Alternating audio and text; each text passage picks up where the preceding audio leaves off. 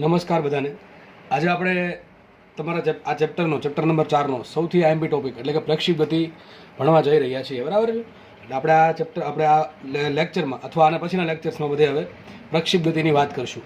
તો સહજ આપણે પ્રશ્ન થાય, વોટ ઇઝ પ્રક્ષેપ ગતિ, એટલે કે પ્રોજેક્ટાઇલ મોશન કોને કહેવાય? તો આમ તો તમે બધાએ પ્રોજેક્ટાઇલ મોશનના કંઈક ને કંઈક જોઈ હશે. જેમ કે માનો કે કોઈ સ્પોર્ટમેન છે, બરાબર છે, ફૂટબોલર, એ ફૂટબોલને કિક મારે તો ફૂટબોલનો દડો જે ગતિ કરે ને એક પ્રોજેક્ટાઇલ મોશન છે. કેવી છે? પ્રોજેક્ટાઇલ મોશન છે. અથવા તમે વિચારો કે તમે કોઈ ગ્રાઉન્ડ પર ઊભા છો અને થોડોક અંતર દૂર તમારો એક મિત્ર છે અને તમારા હાથમાં ક્રિકેટનો બોલ છે, તો તમે ક્રિકેટનો બોલ એને હવામાં ઉછાળીને જે આપો છો અને ક્રિકેટનો બોલ જે ગતિ કરે ને એ ગતિ કઈ હશે? પ્રક્ષેપ ગતિ હશે, બરાબર છે. માનો કે કોઈ બોલ અહીંયા છે, એ બોલને કિક મારવામાં આવે તો બોલ કંઈક આ ટાઈપની ગતિ કરી અને અહીંયા બીજા છેડા પર પહોંચશે. તો આ ટાઈપની જે ગતિ છે એને પ્રક્ષેપ ગતિ સિમ્પલ ભાષામાં કહેવાય, બરાબર છે. તો કે એમાં ઘણું બધું આવશે કે ભાઈ એક સાથે બે દિશામાં ગતિ થાય છે, બરાબર છે, અને એક દિશામાં પ્રવેગ હશે, એક દિશામાં પ્રવેગ નહીં હોય, ઓકે. અને એક દિશાનો જે વેગ છે એ અચલ રહેતો હશે. એ બધું ધીમે ધીમે સમજ પડશે, પણ જસ્ટ સમજવા માટે, બિગિનિંગ માટે તમને પ્રક્ષેપ ગતિ મેં ઉદાહરણ થકી સમજાય કે પ્રક્ષેપ ગતિમાં શું કહેવાય, બરાબર. તો આપણે આજુબાજુ આવી ઘણી બધી ગતિ જોતા હોઈએ કે જે પ્રક્ષેપ ગતિ છે, ઓકે. ચલો આગળ વધીએ. તો પ્રક્ષેપ ગતિમાં શું છે? આપણે સમીકરણ તારવાના છે, ઘણા બધા ઇક્વેશન્સ એના છે, એ સમીકરણ તારવાના છે. અહીંયા મેં તમારે આ થિયરી જે છે એનો સવાલ નથી લખ્યો, બરાબર, સિમ્પલ લખી નાખવું છે પ્રક્ષેપ ગતિ, કારણ કે આમાં ઘણા બધા તમે ધારો તો ઘણા બધા સવાલ બની શકે. એ તમને આખી થિયરી ભણાવી દઈશું, પછી તમને જોડે જોડે કહેતો જઈશ કે આમાં કયા કયા ટાઈપના સવાલ પૂછાઈ શકે. અને તમે જ્યારે તમે ચોપડામાં લખો ત્યારે તમારે ઉપર સવાલ સહિત લખવા. હું તમને અત્યારે જનરલી પ્રક્ષેપ ગતિ ભણાવું છું, જેમાં આપણે ઘણા બધા સવાલ નાના 2 માર્ક્સના 3 માર્ક્સના સવાલ બની શકે, ઘણા બધા, બરાબર.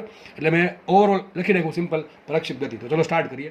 માનો કે કણ અહીંયા છે, કણ ક્યાં છે? ઉગમ બિંદુ પર છે. કોઈ કણ છે, એકદમ ધ્યાનથી સમજજો, ધ્યાન અહીંયા રાખશો તો લેક્ચર પતશે ને જોડે જોડે તમારી આ પ્રક્ષેપ ગતિને પણ થિયરી પણ તમારી જોડે જોડે મનમાં તમારા પતી જશે, બરાબર, સમજાઈ જશે ટૂંકમાં. તો ચલો સ્ટાર્ટ કરીએ. માનો કે કોઈ કણ છે, ઉગમ બિંદુ પર આ પ્રમાણે રાખેલો છે.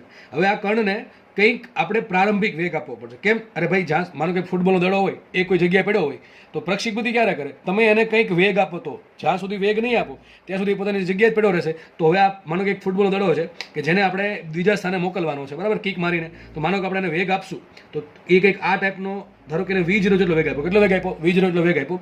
V0 વેગ આપવાથી ધીમે ધીમે ઉપર જશે, કંઈક મહત્તમ ઊંચાઈ પર પહોંચશે અને પછી ત્યાંથી ફરી પાછો નીચે આવશે. નીચે શું કામ આવશે? એ બધી વસ્તુની માહિતી તમને મળી જશે, બરાબર. તો ચલો સ્ટાર્ટ કરીએ. માનો કે કણ છે કે આ ટાઈપની ગતિ કરે છે, આ એનો ગતિ માર્ગ છે. શું છે? ગતિ માર્ગ છે. હવે તમને પ્રશ્ન થાય, સર આમ ગતિ માર્ગ જ કેમ આવ્યો? બરાબર, એ તમને બધા પ્રશ્નોના તમારા આન્સર મળી જશે, પણ થોડીક શાંતિ રાખવી. તો માનો કે આ કણ જે છે, ફૂટબોલ જે છે, બરાબર, સમજવા માટે એ ધીમે આ પ્રમાણે ઉપર જાય છે. એક સ્થાન એવું આવશે કે જ્યાં એ સૌથી વધારે ઊંચાઈ પર પહોંચી ગયું, બરાબર. આ સ્થાન કેવું છે કે જ્યાં એની ઊંચાઈ સૌથી વધારે છે. આ સ્થાન પર પહોંચ્યા પછી ધીમે નીચે આવશે. તો આપણને સહજ પ્રશ્ન થાય, સર આવું કેમ થાય છે? Y it is like that? આવું કેમ થાય છે? એના આન્સર તમને મળશે. માનો કે આ જે કણ છે એ કણ કંઈક પ્રારંભિક વેગ V0 ધરાવે. કેટલો વેગ ધરાવે છે? V0 જેટલો પ્રારંભિક વેગ ધરાવે છે. સપોઝ આપણે ધારી લઈએ, ચાલી જા, ચલો ચાલી ગઈ. તો માનો કે કણ છે એ V0 જેટલો પ્રારંભિક વેગ ધરાવે છે, બરાબર છે. હવે આપણને ખબર છે, આપણે આ દિશા છે ને હું x કહી દઉં છું અને ઉપર જે દિશા છે એને y કહી દઉં છું. ટૂંકમાં તમારી જે ધન x દિશા છે એ ક્યાં હશે? સમક્ષિતિજ દિશા, ટૂંકમાં જમીનને સમાંતર. અને આકાશ તરફ જે દિશા છે, ટૂંકમાં શિરોની દિશા જે છે એ દિશા છે y દિશા. હવામાં આ ટૂંકમાં ઉપર હવા છે, સમજો ને, બરાબર. તો આપણે સ્ટાર્ટ કરીએ અહીંથી કે ધારો કે કણ છે V0 જેટલા પ્રારંભિક વેગથી પ્રક્ષેપ ગતિ કરવાનું સ્ટાર્ટ કરે છે. તો આપણને ખબર છે આના આપણે ખૂણે એને પ્રક્ષેપ ગતિ કરાવીએ છીએ. તો θ0 શું છે? શરૂઆતમાં તમે કઈ દિશામાં કણ છે કયા ખૂણે પ્રક્ષેપ ગતિ કરવાનું સ્ટાર્ટ કરે એ θ0 છે. θ0 ને કહેવાય પ્રક્ષિપ્ત કોણ. શું કહેવાય? પ્રક્ષિપ્ત કોણ. કે તમે ભાઈ ફૂટબોલનો જે દડો છે એ કેટલા ડિગ્રીના ખૂણે, જમીન સાથે કેટલા ડિગ્રીના ખૂણે V0 જેટલા વેગથી આગળ વધે છે. V0 શું છે? V0 છે પ્રારંભિક પ્રક્ષિપ્ત વેગ અથવા સિમ્પલ પ્રારંભિક વેગ, બરાબર. V0 પ્રારંભિક વેગ છે. V0 છે એ θ0 ખૂણો બનાવે કોણ સાથે? ધન x અક્ષ સાથે. તો V0 ના 2 ઘટક પડશે. કેટલા ઘટક પડશે? 2 ઘટક પડશે. એક ઘટક અહીંયા હશે, અને બીજો ઘટક અહીંયા હશે. આ રીતે શરૂઆતથી જ એના 2 ઘટક પડી જશે, બરાબર. આપણે ઘટક પાડીએ. ચલો આ ઘટક કયો હશે? આ થઈ ગયું કોનો ઘટક છે? આ V0 નો. કયો ઘટક છે? x ઘટક. લખાઈશું એને V0x. મને કહો આપણે a નામ આપીએ તો શું લખીએ? ax લખીએ, આને લખીએ ay. સેમ રીતે આ V0 શું કામ લખ્યું? આ 0 શું કામ રીતે લખ્યું છે? 0 એટલા માટે લખ્યું છે કારણ કે આ પ્રારંભિક વેગ છે. તો પ્રારંભિક વેગના બે ઘટક પાડ્યા, એક ઘટક પાડ્યો x ને એક ઘટક પાડ્યો y. ચલો એક ઘટક પાડી દીધો x, એક ઘટક પાડી દીધો y. તો V0x શું આવશે? V0x આવશે તમારું આ જે V0 છે એનો x ઘટક. તો ઘટક પાડવાના 3 નિયમ શીખવાડ્યા છે. કયા કયા? જેના ઘટક પડે વચ્ચે રહેવો જોઈએ, જે ઘટક પડે છે એમાં ખૂણાની નજીક જે ઘટક છે એ કયો આવશે? cos. તો આ કયો આવશે? V0 cos θ 0. તો આ ઘટક આવ્યો V0 cos θ 0 અને V0y શું આવશે?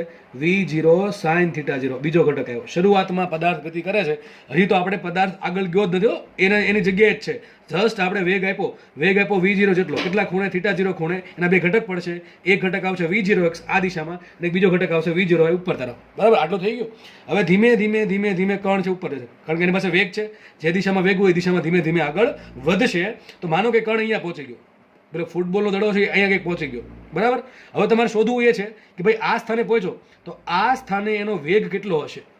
બરાબર, ધારો કે તમે એને t સમય આપો, તમને માનો કે તમે કોઈ ફૂટબોલનો દડો છે, બરાબર, એને તમે પ્રક્ષેપગતિ કરાવી, તમારે જાણવું છે 5 સેકન્ડ પછી દડો ક્યાં હશે, કેટલો વેગ હશે, x દિશામાં કેટલો વેગ હશે, y દિશામાં કેટલો વેગ હશે, એ બધા આપણે ક્વેશ્ચનના આન્સર મેળવવાના છે સમીકરણ બનાવીને. બરાબર, તો આપણે શું શોધવાનું છે કે ભાઈ કોઈ પણ સમયે કણનો વેગ કેટલો છે, કોઈ પણ સમયે કણનો વેગ કેટલો. તો આપણે ટૂંકમાં શોધવાનું છે v. ચલો, તો આપણો મેઇન ફોકસ એ છે કે v શોધવું છે. v કઈ રીતે મળશે એ આપણે જોશું. પછી મારે એ જોવું છે કે 5 સેકન્ડ પછી કણ છે કેટલો દૂર ગયો છે, કેટલો ઉપર ગયો છે, એ પણ આપણે શોધવું છે. ટૂંકમાં આપણે મેઇન 4 વસ્તુ શોધવાની છે. આ v છે ને, બે ઘટક પડે, એક ઘટક પડશે vx અને એક ઘટક પડશે vy. તો મારે કુલ 4 કઈ વસ્તુ શોધવાની ફરજિયાત મહત્વની. એક તો કોઈ પણ સમયે એનો વેગ કેટલો, વેગ ક્યારે મળશે મને? vx મળે તો અને vy મળે તો. ટૂંકમાં મારે vx vy શોધવા પડશે. બીજું શું શોધવું છે? મારે એ શોધવું છે કે કણ મૂળ સ્થાનથી કેટલો ઉપર ગયો. ટૂંકમાં મારે શોધવું છે y અને મૂળ સ્થાનથી કેટલો જમીન પર કેટલો દૂર ગયો. ટૂંકમાં આટલો દૂર ગયો, જો જમીનથી આટલો દૂર ગયો. બરાબર, દેખાય છે? આ દેખાય છે? આટલો દૂર ગયો અથવા આટલો દૂર ગયો, આટલો ઉપર ગયો. તો મારે શોધવું છે y અને મારે શોધવું છે x. તો મેન આપણે 4 ફોકસ કરવાના છે, vx vy y અને x. તો આપણે 4 વસ્તુ શોધવાની છે. બરાબર છે. y શું છે? કણનું મૂળભૂત એના મૂળ સ્થાનથી ઊંચાઈ, કણની y દિશામાં એટલે કે ઉપર તરફ કેટલી ઊંચાઈ છે એ બતાવે y. બરાબર છે. x શું બતાવે? એના મૂળ સ્થાનથી કણ જમીન તરફ એટલે કે જમીન દિશામાં કેટલો દૂર ગયો છે બતાવશે, x બતાવશે. ચલો આપણે સ્ટાર્ટ કરીએ. તો હવે આગળ વધતા પહેલા બે મહત્વના ધારણા આપણે કરવી પડશે. પહેલી ધારણા શું છે કે કણ પર હવાનો અવરોધ શૂન્ય છે. પ્રક્ષેપ ગતિ કરતા પદાર્થ માટે હવાનો અવરોધ શૂન્ય છે. ટૂંકમાં જો એક તો આ બહુ અઘરી વાત છે. બરાબર, કેવી? તમને ભલે ઇઝી લાગતું હોય પણ આ બહુ અઘરું છે કે ભાઈ પ્રક્ષેપ ગતિ થતી હોય એમાં હવાનો અવરોધ ના હોય. આપણે નોર્મલ લાઈફમાં જે પણ ગતિ જોઈએ છે એમાં હવાનો અવરોધ હોય ને હોય જ. બરાબર, પણ આપણે જે સમીકરણ મેળવશું અત્યારે એમાં આપણે એવું માનીને મેળવશું કે હવાનો અવરોધ નથી. કારણ કે જો હવાનો અવરોધ લીધો તો ગણતરી બહુ અઘરી પડી જાય. અને તમારા સિલેબસમાં પણ એ જ છે કે હવાનો અવરોધ નથી. બરાબર, ક્યારેક દાખલા તમને એવું ગણાવે કદાચ યુનિટમાં કે હવાનો અવરોધ હોય તો તમને શું થાય. બરાબર છે. ટૂંકમાં આખા ઇક્વેશન બધા અલગ આવશે. ઓકે, ચલો આગળ વધીએ. એક તો મેઇન કન્ડિશન એ છે કે કણ પર હવાનો અવરોધ શૂન્ય છે. બીજું શું છે? કણ પર માત્ર ગુરુત્વ પ્રવેગ જી જ લાગે છે. ટૂંકમાં હવાનો અવરોધ છે એટલે ટૂંકમાં બીજું કોઈ પણ ટાઈપનું અવરોધક બળ છે ને. કયું લાગે? ખાલી એક જ બળ લાગે છે. કયું? ગુરુત્વાકર્ષણ બળ. ગુરુત્વાકર્ષણ બળના કારણે કણ પર એક જ વસ્તુ લાગશે, જી લાગશે. શું લાગશે? જી. તો વિચારો, કણ ગતિ કરે છે, બરાબર, આજુબાજુ ક્યાંય હવા છે નથી. બરાબર, ટૂંકમાં હવાનો અવરોધ નથી એટલે કે આજુબાજુ શું છે? શૂન્ય અવકાશ છે. બીજું કોઈ બળ લાગે છે? ના, બીજું કોઈ બળ લાગતું, ખાલી એક જ બળ લાગે. શું છે? મને કણ અહીંયા પહોંચો, કણ અહીંયા, ટૂંકમાં કણ કોઈ પણ જગ્યાએ પહોંચે. કણ પર માત્ર એક જ વસ્તુ લાગે, શું? ગુરુત્વ પ્રવેગ જી. અને જી લાગતો ફિક્સ જ હોય. જી ક્યાં લાગે? હંમેશા નીચે જ લાગે. મને કણ અહીંયા છે તો જી ક્યાં લાગશે? ઓલવેઝ નીચે જ લાગે. તો જી ક્યાં લાગશે? નીચે તરફ લાગશે. બરાબર છે. તો કણ પર માત્ર એક જ બળ લાગે, ગુરુત્વાકર્ષણ બળ, અને એના કારણે પ્રવેગ ઉત્પન્ન થશે, જી. ઓકે, ચલો ખબર પડી ગઈ. આગળ વધી. હવે તો મને એમ કહો, એક્સ દિશામાં પ્રવેગ કેટલો? એક્સ દિશા કઈ છે? આ દિશા છે. આ દિશામાં પ્રવેગ કેટલો? 0. અરે ભાઈ, આ દિશામાં કોઈ બળ જ લાગતું નથી. આ જો હવા હોય તો આ દિશામાં બળ લાગે, પણ હવાનો અવરોધ 0 છે, આપણે ધાર લીધું છે, એટલે આ દિશામાં કોઈ પણ ટાઈપનું બળ લાગતું નથી.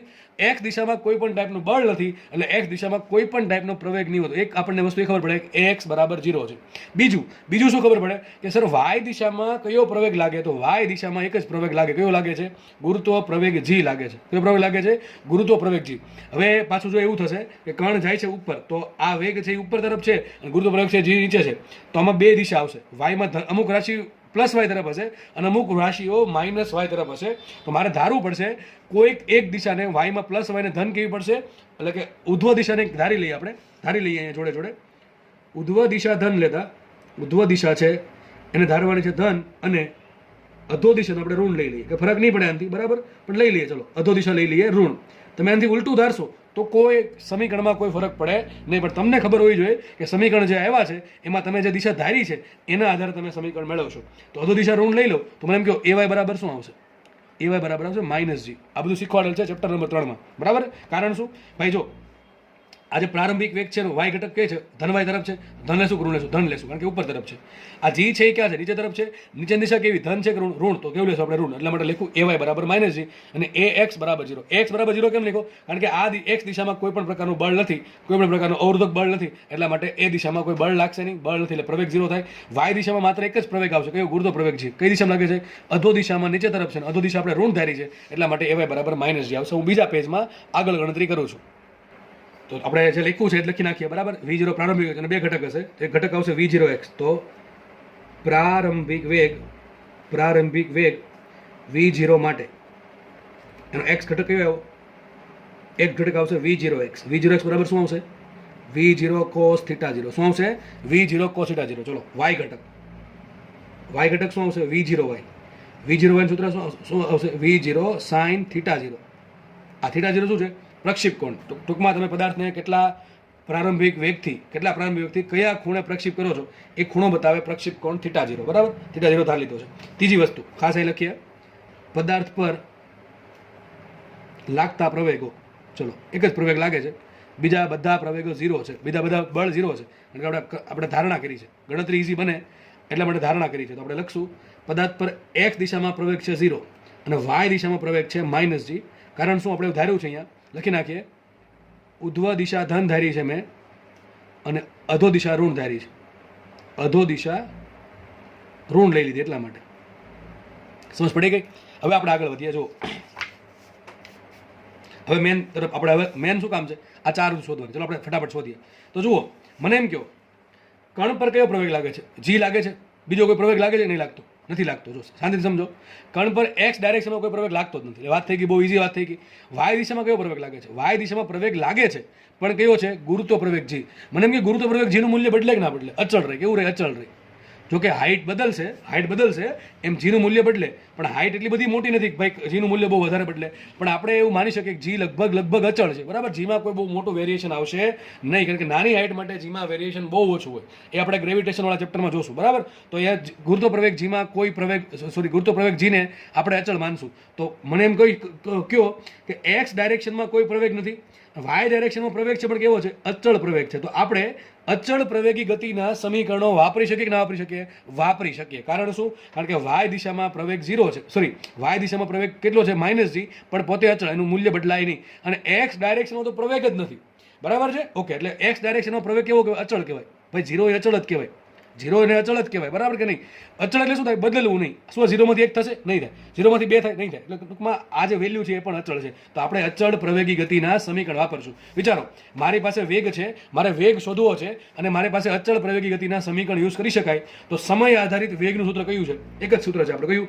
સદિશ. પહેલી વાત કરીએ, તમને પ્રશ્ન પૂછાય, ચલો પહેલો સવાલ આમ પૂછાય કે પ્રક્ષેપ ગતિ કરતા પદાર્થ માટે તેનો એક્સ દિશામાં અને વાય દિશામાં વેગનું સૂત્ર મેળવો. તમારે હવે આ બધું લખી અને આ સવાલ લખવાનું, બરાબર છે. મેં અહીંયા સવાલ નથી લખતો, પણ હું તમને સવાલ કહેતો જાઉં છું. આ ટાઈપના સવાલ તમને પૂછી શકે. ફરીથી બોલું છું કે પ્રક્ષેપ ગતિ કરતા પદાર્થ માટે એનો એક્સ દિશામાં વેગ અને વાય દિશામાં વેગના સમીકરણ મેળવો. તો તમારે આ ગણતરી કરવી પડશે. તો વિચારો, મારી પાસે અચળ પ્રવેગી ગતિના કયું સમીકરણ છે કે જેમાં વેગ આવે છે અને સમય આવે છે? v બરાબર v0 પ્લસ સદિશ at, સદિશ સ્વરૂપ લખવાનું છે. સદિશ v બરાબર સદિશ v0 પ્લસ સદિશ at. હવે મારે vx શોધવાનું છે ને vy શોધવાનું છે. તો કંઈ નહીં, એક વખત લખીશ x માટે, એક વખત લખીશ y માટે, એટલે બહુ ઇઝીલી તમને સોલ્વ થઈ જશે. જો આ થિયરી અહીંયા ને અહીંયા થઈ જશે, તમારે જોતા જોતા લેક્ચર જોતા જોતા થઈ જશે. ધ્યાન અહીંયા રાખજો. તો ચલો આપણે કામ કરીએ. વેગનો ઘટક લઈએ. શું આવશે? આ vx બરાબર v0x plus ax into t. સમજ પડે કે ના પડે? આવું શીખવાડ્યું તમને કે સદિશમાંથી ઘટક સ્વરૂપે સમીકરણ કેમ લખવું. તો શું કરવાનું? જેના પર સદિશો છે ને એના ઘટક પાડવાના. x ઘટક તો x વાળું સમીકરણ લખવાનું, y તો y વાળું સમીકરણ, z તો z વાળું. ચલો પહેલા આપણે કામ કરીએ. vx શોધી નાખીએ. જો મારે શું શોધવાનું છે? vx. vx શું છે? What is vx? vx શું છે કે ભાઈ કર્ણને આપણે જે પદાર્થ છે એને મેં અહીંથી પ્રક્ષેપ કર્યો. ધારો કે t બરાબર t સમય, ટૂંકમાં t સમય તો અહીંયા પહોંચ્યો, t સમયે પોતે પહોંચે છે અહીંયા. તો આ સમયે એની પાસે કેટલો વેગ છે? ધારો કે એની પાસે v વેગ છે. v વેગ છે તો કંઈક ખૂણો બનશે. ધારો કે ખૂણો થીટા બને. કેટલો ખૂણો બને? થીટા બને છે. તો વેગનો ઘટક પડશે vx અને એક ઘટક પડશે vy. તો vx શું બતાવે? vx તમને એમ બતાવે છે કે કણ t સમય પછી અહીંયા પહોંચશે ત્યારે એની પાસે x દિશામાં કેટલો વેગ હશે. vy શું બતાવે? vy શું બતાવે? કે કણ જ્યારે અહીંયા પહોંચ્યો ત્યારે ઉપર તરફ એનો વેગ કેટલો, કે y દિશામાં કેટલો વેગ છે બતાવશે vy. ખબર પડી ગઈ? તો ચલો આપણે vx શોધીએ. vx બરાબર શું આવ્યું? v0x plus ax into t. ચલો આપણે આવા કિંમત છે ને એ મૂકવાની છે. ચલો આપણો દાખલો સોલ્વ થઈ ગયો. તો vx બરાબર શું આવશે? v0x. v0x કેટલા આવ્યા? v0 cos θ 0 બરાબર પ્લસ પ્લસ x કેટલા છે? x છે 0. કેટલા છે? 0. 0 ગુણ્યા t. વાત થઈ ગઈ. પૂરી એક સમીકરણ મળી ગયું. કેટલું ઈઝી છે જુઓ. તો vx બરાબર શું આવ્યું? vx બરાબર આવ્યું v0 cos θ 0. એક સમીકરણ મળી ગયું. વાત થઈ ગઈ પૂરી. તો vx આપણને મળી ગયું. vx બરાબર આવ્યું v0 cos θ 0. તો જુઓ તો શું આમાં બીજો કોઈ સમય આવે છે? ના. આમાં થીટા આવે છે? ના. જો થીટા તો આ ફિક્સ થઈ ગયો ને. હું તમને એમ કહું, એક વખત તમે તમારા ફૂટબોલના દાડાને 30 ડિગ્રીના ખૂણે ફેંકી દીધો તો થીટા 0 કેટલો ફિક્સ થઈ ગયો? 30 ડિગ્રીનો. એમ તમને કહું કે ભાઈ તમે 10 મીટર પર સેકન્ડના વેગથી દડાને ફેંકી દીધો, આ 10 આપી દીધું, તો શું તમે બદલી શકશો હવે? ના, હવે નહીં બદલાય. હું તમને શું કહું છું કે તમે એક વખત વસ્તુ પ્રક્ષેપ કરી દીધી, શું પછી તમારા હાથમાં v0 છે? ના, આપણા હાથમાં v0 છે નહીં. શું તમારા હાથમાં θ 0 છે? ના, θ 0 નથી. ક્યારે હતું? જ્યારે વસ્તુ ફેંકવાની છે ત્યારે તમારા હાથમાં શું છે? કેટલા વ્યક્તિ ફેંકવો અને કયા ખૂણે ફેંકવો એ આપણા હાથમાં છે. પણ એક વખત વસ્તુ પ્રક્ષેપ થઈ ગઈ, અહીંયા પહોંચી ગયો, પછી તમે ભૂતકાળમાં જઈને આ વસ્તુ બદલી શકો નહીં. તો મને એમ કહો જે vx નું જે સમીકરણ આવ્યું, ખાસ સમજો, બહુ મસ્ત આઈએમપી વાત છે, બરાબર છે? આ જે vx નું સમીકરણ આવ્યું એ vx ના સમીકરણમાં ક્યાં સમય આવે છે? સમય આવતો નથી. સમય પણ નથી આવતો, અથવા એવું બીજું પદ પણ નથી આવતું કે જે સમય હારે બદલતું હોય. ટૂંકમાં આપણે એમ કહી શકીએ કે vx અચળ છે. કેવો છે? અચળ. સમજો, ખાસ સમજો. કારણ શું? v0 શું છે? v0 નો પ્રારંભિક વેગ છે.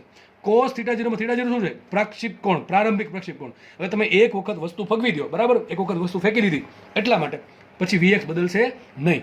vx બદલતું ન હોય, કેવું હોય? અચળ હોય. મતલબ શું થયો આનો? બહુ મસ્ત મતલબ થયો. એમ થયો કે તમે vx ની કિંમત આવી કેટલી? જો vx ની કિંમત આવી v0x. જો વિચારો, x બરાબર 0 મૂકી દો, x બરાબર 0 મૂકો શું થશે? vx બરાબર, માટે સાબિત થયું vx બરાબર v0x. ટૂંકમાં જેટલું v0x છે એટલું જ vx રહેશે. vx શું છે? પ્રક્ષેપ ગતિ કરતા પદાર્થનો કોઈ પણ સ્થાને x દિશામાં વેગ. તો સાબિત આના પરથી સોલિડ વસ્તુ એ થઈ કે તમે જેટલો વેગ અહીંયા v0x હશે ને એટલો જ વેગ v0x અહીંયા હશે. ધારો કણ અહીંયા પહોંચો તો અહીંયા v0x એટલું જ હશે. કેટલું? અહીંયા વેગ પણ v0x હશે, અહીંયા વેગ પણ v0x હશે, અહીંયા વેગ પણ v0x હશે, અહીંયા વેગ v0x પડશે ને, નીચે પડશે ને ત્યારે પણ વેગ v0x હશે. એટલે જ મેં તમને પહેલા કીધું હતું કે પ્રક્ષેપ ગતિ એવી ગતિ છે કે જેમાં પ્રક્ષેપ ગતિ કરતા કણનો x દિશાનો વેગ બદલતો નથી. સમય હારે કેવો છે? અચળ છે.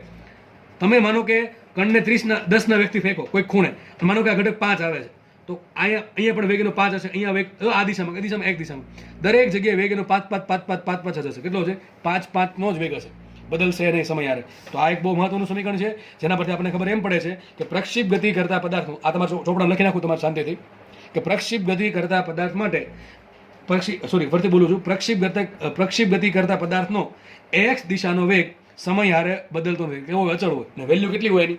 પ્રારંભિક x દિશાના વેગના ઘટક, ટૂંકમાં પ્રારંભિક વેગના x ઘટક જેટલી જ વેલ્યુ હશે, બરાબર? માનો કે આની વેલ્યુ 5 આવે તો પણ વેલ્યુ 5 જ હશે, સમય હારે બદલશે ને. ચલો આપણે y ની વાત કરીએ તો સદિશ v બરાબર v0 પ્લસ at છે, એમાંથી બનાવીએ આપણે vy નું સમીકરણ. શું આવશે અહીંયા?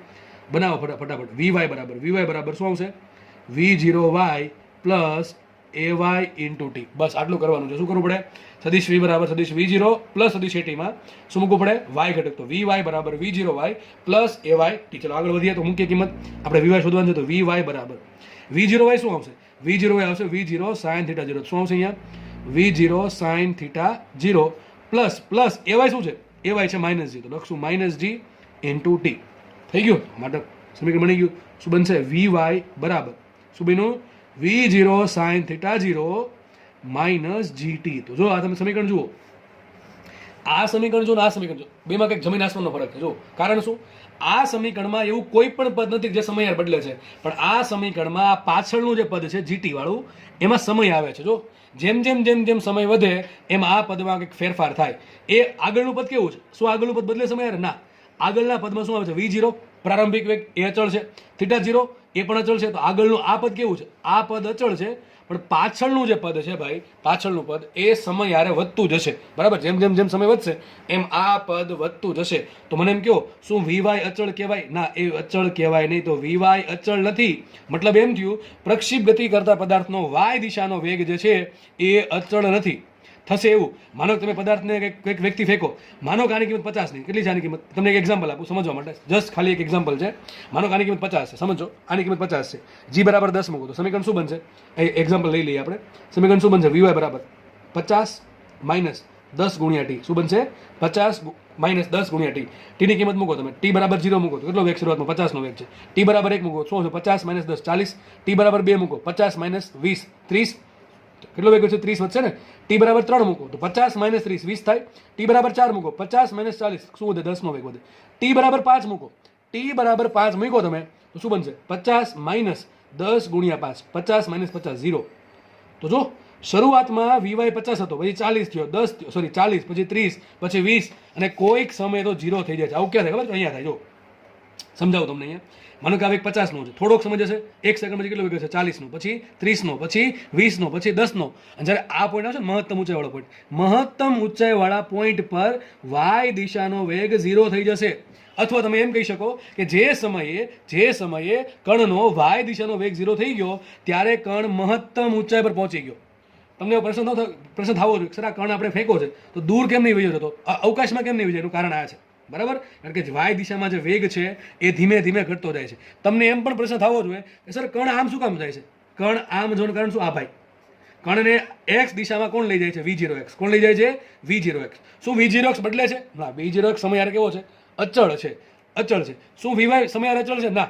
જો અત્યારે સૌથી મહત્તમ ધારો કે 50 છે, પછી 1 સેકન્ડ પછી કેટલો છે વીવાય ઉપર? 40, પછી 30, પછી 20, પછી 10 ને અમુક સમય પછી થઈ જશે 0. જ્યારે કણનો વાય દિશાનો વેગ 0 થયો ત્યારે કણ ઉપર નહીં જાય, ક્યાં જશે? નીચે જશે. કેમ નીચે જશે? કારણ શું? અહીંયા આ તો 50 ફિક્સ જ છે. હવે ટી બરાબર 6 મૂકો, ચલો શું આવશે? 50 માઇનસ 60 તો શું આન્સર આવશે? માઇનસ 10. શું આન્સર આવશે? માઇનસ 10. શું માઇનસ? વેગ 10 નો છે, માઇનસ શું બતાવે? નીચેની દિશામાં. શું બતાવે? નીચે. તો અહીં થશે આવું 50, પછી 40, પછી 30, ઉપરનો વેગ કહું છું, 50, 40, 30, 20, 10 ને છેલ્લે 0. હવે નીચે જશે 10, 20, 30, 40 ને પછી ફરી પાછો 50 નો વેગ ધારણ કરી લેશે. બરાબર? અને વેગ જો આ પ્રમાણે આવશે, વીવાય ધીમે ધીમે પછી નીચે જાય એટલે વધતો જશે, વીવાય ધીમે ધીમે વધતો જશે. છેલ્લે કેટલો થઈ જશે? જેટલો વેગ અહીંયા આપ્યો એટલો વેગ અહીંયા મળી જશે પાછો. બરાબર? ફરીથી પાછો એટલો વેગ મળી જશે. પણ આવું ક્યારે થાય? જ્યારે હવાનો અવરોધ અવગણેલો હોય તો જ, બાકી બધું ખોટું. આ બધી વસ્તુ ખોટી પડે જો હવાનો અવરોધ હોય તો. નોર્મલ લાઈફમાં પ્રેક્ટિકલમાં હવાનો અવરોધ હશે તો આપણે જે સમીકરણ મેળવીએ છીએ એનાથી થોડુંક વધતું ઓછું વેરિએશન આવશે. બરાબર? પણ આપણે તમને સિલેબસમાં જવાનો અવરોધ અવગણેલો છે. બરાબર? તો આથી તમને કટ એન્ડ ક્લિયર આઈડિયા આવી ગયો હશે કે પ્રક્ષિપ્ત ગતિ કરતા પદાર્થનો એક્સ દિશાનો વેગ કેવો છે? અચળ છે. પણ વાય દિશાનો વેગ સમય યારે ઘટતો જાય છે અને પછી પાછો વધતો જશે. બરાબર? તો સમીકરણ લખું છું અહીંયા, વીવાય બરાબર શું આવશે? V0 sin θ0 minus GT. આ સમીકરણ આવી ગયું જેમાં વીવાય અચળ છે નહીં. તમારે માનો કે 5 ટી બરાબર 5 મૂકો તમને શું મળે? 5મી સેકન્ડે વીવાય મળે. ટી બરાબર 6 મૂકો શું મળે? ટી 6ઠી સેકન્ડે તમને વીવાય મળે. હવે આ તો તમને મને શું મળ્યું? મને વેગનો એક્સ ઘટક મળ્યો, મને વેગનો વાય ઘટક મળ્યો. મારે કુલ વેગ શોધવો છે કે પદાર્થનો વેગ કેટલો. તો આપણે ફટાફટ શોધી નાખીએ. હવે આરામથી ખબર પડી જાય. મારી પાસે Vx હોય વીવાય હોય તો શું મળે? વી મળે કે ના મળે? બરાબર? ચલો ફટાફટ શોધીએ આપણે. તો ચલો જોઈએ. તો આપણે Vx કેટલા મળ્યા? Vx મળ્યા કેટલા? V0x એટલા. V0x કેટલા હોય? V0 cos θ0. મને વીવાય કેટલા મળ્યા? વીવાય મળ્યા V0y માઇનસ GT એટલે કેટલા? V0 sin θ0 માઇનસ GT જેટલા. આ અચળ છે પણ આ અચળ નથી. મારે શોધવો છે વેગ. શું શોધવો છે? વેગ. V શોધવો છે. તો આપણે ખબર છે કે સદિશ V આ પ્રમાણે કંઈક છે. સદિશ V આ પ્રમાણે છે. એનો x ઘટક Vx છે, x ઘટક Vx છે અને y ઘટક Vy છે. એના પરથી V કઈ રીતે મળશે? આરામથી મળશે. શું લખાય? V² બરાબર Vx² પ્લસ Vy². તો મૂકો કિંમત. V² બરાબર Vx² શું આવશે? આટલું પદ આવશે. V0 cos θ0 નો સ્ક્વેર અને Vy² શું આવશે? આ આખું પદ V0 sin θ0 માઇનસ જીટીનો વર્ગ. સાદું ઘણું બધું તમે આપી શકો આમાં આગળ. વી સ્ક્વેર બરાબર, ચલો સ્ક્વેર કરી નાખ, આ બ્રેકેટ ખોલી નાખો તો શું આવશે અહીંયા? V0 square cos square theta 0 plus અહીંયા શું આવશે? V0 square sine square theta 0 બરાબર. આ તો આવડે ને બધાને? a માઇનસ બી આખાનો શું થાય? a square plus B square plus 2ab, sorry minus ab, minus 2ab. તો આનો વર્ગ કરો G square T square minus 2 into a શું છે? V0 સાઇન થીટા 0 અને ઇન્ટુ જીટી બરાબર. a square plus B square minus 2ab એ પદ મૂક્યું આપણે. તો જુઓ તમે અહીંયા અહીંથી V0 સ્ક્વેર કોમન કાઢો તો અંદર શું વધશે? Cos square theta plus sine theta, શું થશે? 1. લખાશે આ પ્રમાણે કંઈક વી સ્ક્વેર બરાબર V0 સ્ક્વેર ઇન્ટુ અહીંયા 1 કરી દો બરાબર. આમાંથી બેમાંથી V0 સ્ક્વેર કોમન કાઢ્યું, ઇન્ટુ કરી દો 1, પછી લખીએ પદ આપણે આ G square T square minus 2V0 sine theta 0 into G into T બરાબર.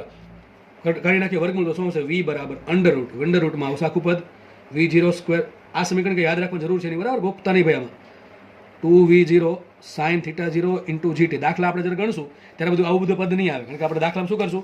આપણે એક કિંમત મળી ગઈ છે, V0 ની કિંમત મૂકશું, થીટાની કિંમત મૂકી દો તો તમને આ કિંમત મળશે, અહીંયા એક કિંમત મળશે ને કિંમત શોધશું એટલે આપણે આવું કંઈ મોટું સ્ટેપ આવશે નહીં. અને તમારે થીટા શોધવું, થીટા તો તમને ખબર છે શું કરવું પડે? ટેન થીટા બરાબર શું કરવું પડે? VY by VX. સદિશનો જે સદિશ છે એનો y ઘટક છેદમાં x ઘટક કરો તો તમને શું મળે? ટેન થીટા મળે. થીટા શું છે? સદિશનો x ઘટક સાથેનો ખૂણો. શું છે? સદિશનો x ઘટક લખી દો તમને. થીટા શું છે? થીટા સદિશ વીનો તેના x ઘટક